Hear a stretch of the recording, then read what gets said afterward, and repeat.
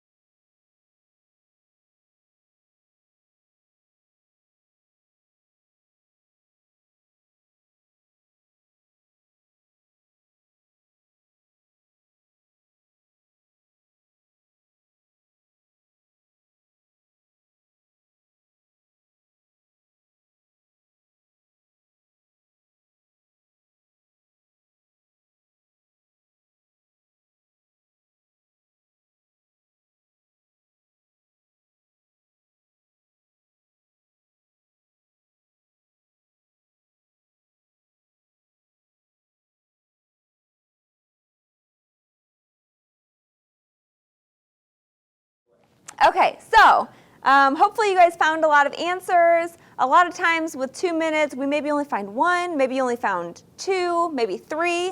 I wasn't following along because I've done this a whole bunch of times, and so I can tell you the first time I did it, I found two. I know that's not very many. Some of them are backwards and sideways and upside down and everything, so it's tricky. Don't mind if you didn't get a whole bunch.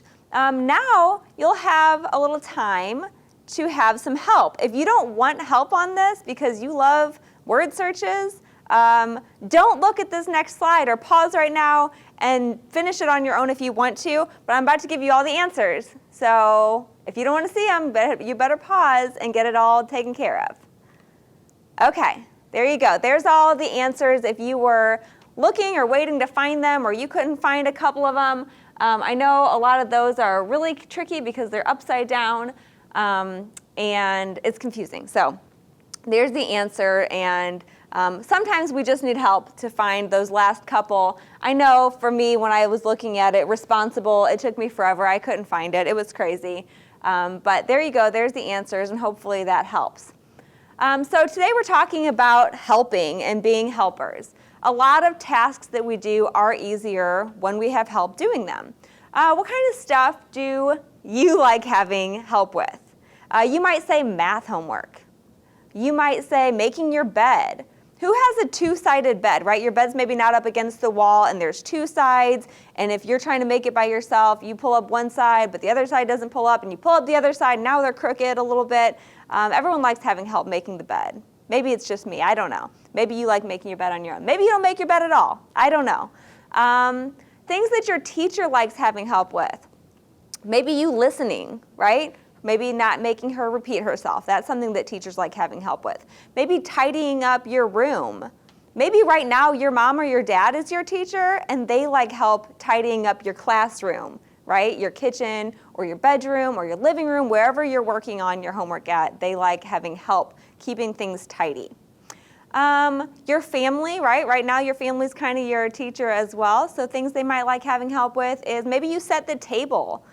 Maybe that's something that you can help out with at dinner time. Maybe some of you guys are cooking now. Maybe some of you guys are in charge of making side dishes, or maybe like boiling water to make some macaroni and cheese or something. Maybe your family likes help with little brothers or sisters. Maybe sometimes they need you to play with them or entertain them for a little while. It is exciting to help people and to be appreciated when you have that help. So remember, when somebody's really appreciative that you have helped with something, that makes you feel good. It is important to help. Teamwork is really important. Why would teamwork be important? I wish you guys were in the room with me to answer this right now. But maybe you can think about why you think that teamwork is important. I'll tell you why I think it is. Because everybody is bringing different skills to the table. We all have different strengths, different weaknesses, right? So when we are working as a team, maybe mom is really good at laundry, right? So maybe mom takes care of the laundry. Maybe you're really good at walking the dog or playing with the dog. Maybe your dad is really good at cutting the grass, right? Or any other combination of those things. Maybe you have a brother or sister who is a really good cook and sometimes they help out with the food. It's really important to have a team because everyone contributes something different, right? So I will give you an example. When I'm at home, I really like having help taking the trash out, right? Because sometimes it's cold outside and I don't want to take the trash out. And it's really helpful for my son to do that for me, right? I really like having his help to do that. And I think he really likes having my help with certain things like getting to school in the morning, right? Because somebody has to drive him. Well, I guess no one's driving anyone to school right now, but you see my point. So if we didn't work as a team, if we didn't have people contributing, then a lot of those responsibilities might fall on just one person. So if you have a family and let's say there's 6 people in your family, and there's 6 people worth of responsibility at your house. There's laundry, and there's dishes, and there's cooking, and there's cleaning, and there's grocery shopping, right? There's playing with the dogs, taking the dogs outside, taking them for walks, feeding the animals. There's a lot of responsibilities that go on in a house, in a classroom, at work, right? When you guys grow up and have jobs, there's a lot of work to be done. If people don't contribute, then all the responsibilities fall back on one person. instead of each person helping out a little, and that one person maybe would feel a little bit resentful or like it wasn't fair that they were carrying a load of the work that nobody else was having to do. So it is important that everyone contributes to a task. So being a good citizen is someone who acts responsibly by helping someone who is in need. If you see somebody who needs help, if you help them even though you don't have to, then that would be considered being a good citizen. Have you seen anybody lately going out of their way to help another person? Maybe somebody held the door for somebody else, or picked something up that somebody else dropped, or maybe somebody saw somebody crying and said, "Hey, are you okay?" Right? Just checking on somebody emotionally might be a helpful thing to do. When is the last time that any of you guys helped somebody? Did you ever go out of your way to help somebody even though you really didn't have to? And being a good citizen, why is that important? Well, not only does it get the help for, ooh, there's a microphone there. Sorry, I keep hitting myself there. You guys don't know this, I'm wearing a microphone to do this video thing. It is important to be a good citizen because it gets help for the person who needs help. It also makes us feel confident. It gives us that power that we are able to make a difference for the better in somebody else's life. And that's a really good feeling to have. When you're a good citizen and you go to bed at night and you think about your day and you think, did I make other people's lives better today? Did I help? Was I helpful? Was I a good person today? Are people appreciative of me? Are people glad that I'm part of the team, that I'm in the classroom, that I'm helping with that family stuff? And it can feel really good to go to bed at night and reflect on your day and think that you were a good citizen and you did the right thing. In a bullying situation, how could we be a good citizen? We could stand up to the bully. We could say something like, "Leave him or her alone," or "That's not true. Knock it off. You're being rude," right? Some of those ways that we could stand up to a bully, we could say something neutral that really wouldn't get us in trouble, right? So you wouldn't get in trouble for telling somebody to leave somebody else alone. Right? If you started name-calling a bully who was name-calling somebody else, well, that wouldn't be very nice of you, right? Then if maybe you've heard somebody tell you, well, don't stoop to their level, right? So don't do the same things that you're complaining about them doing. So you'd want to say something kind of neutral. Leave them alone, knock it off, go somewhere else, right? Say something like that. You could check on the victim. You could say, "Are you okay?" Just ignore that. Or, "I like you," right? You don't have to be that person's friend. I'm your friend, right? You don't need that person to approve of you, right? Because that could make that victim feel supported. The other thing you could do is report it to an adult. How could we report something to an adult, such as bullying, if maybe we're afraid that the bully is going to get mad that we told? How could we do that? We could do it anonymously, right? Anonymous means no one will know who made the report. Anonymity can help us to report bad behavior safely, and it can also help us to do the right thing without getting credit for ourselves. We're going to practice the DARE decision-making model. On page 28 in your DARE books, you will see our example of bullying. In your books, it says, "Every day for the past month, when Kane gets on the bus, the older students push or shove him into a seat. Today he was late getting on the bus, and one of the boys tripped him as he was going down the aisle. He fell on his face, and the kids started to laugh. Use the DARE decision-making model and decide 2 safe ways to report this bullying." Well, define. That's the step 1 in our DARE decision-making model. What is the problem here? Well, Kane's getting bullied, right? Somebody is bullying Kane. Assess. What are our options? What could we do in that situation? Could we stand up to the bully? Could we ask Kane if he's okay or invite him to sit with us? Or could we maybe tell an adult what's going on? For this page, it's like that. The third step, respond.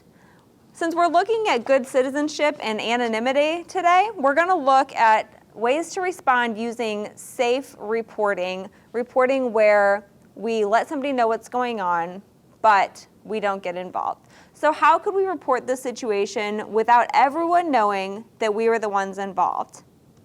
If you want to think about that and write it down in your book, you can. and pause your screen. If not, I will go ahead and tell you 2 safe ways to report. One would be anonymously. So for example, you could write a note and give it to your teacher. You could write a note and give it to the counselor. Maybe your counselor has a mailbox outside of her office. You could write a note and put it in the DARE box, right, to report it to your DARE officer. Or maybe you could wait until everybody is off the bus and get off the bus last and let the bus driver know what's going on away from all the other kids so they wouldn't know. And then E, evaluate step 4. Did you make a good choice? Yes, as long as you did something to try to get help for that person, then you definitely made the right choice. There's just a little meme of Nemo. Maybe you saw that movie. I think you guys probably have seen the movie Nemo. If you haven't, you should. It's pretty funny. Anonymous, I know that's a hard word to say. Anonymous. Kind of like Nemo trying to say anemone, right? Don't hurt yourself, kid. All right, we have a little video from Michael and the characters that we've been watching for the last few weeks. And we are just going to watch this video. It's a farewell from Michael and friends, so I hope you enjoy it.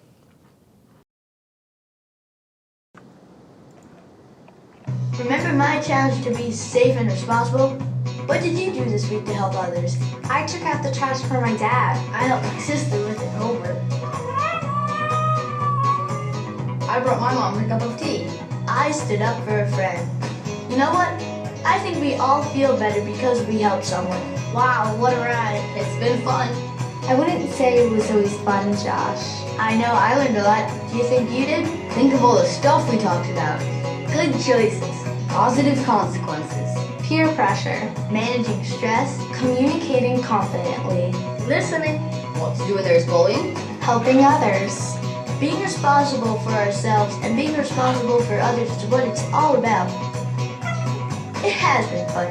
Congratulations on coming this far. Now go get them and remember to be safe and responsible. Okay, so go ahead and add good citizen and anonymous to your glossary. Journal number 9 in the back of your book on page 35 says, when my friends help me, I feel, right? However you feel. Maybe you feel happy, maybe you feel good, maybe you feel relieved, maybe you feel thankful for having friends. As a good citizen, it is up to me to, and write whatever you think you need to do to be a good citizen. Maybe it's helping with dishes. Maybe it's being nice to your brothers and sisters. Maybe it's listening to your teacher. Maybe it's being a good friend and checking on people. Maybe it's, social distancing. I don't know. Whatever you guys think that you need to do to be a good citizen, write that down in your journal, please. And be safe and be responsible. Bye.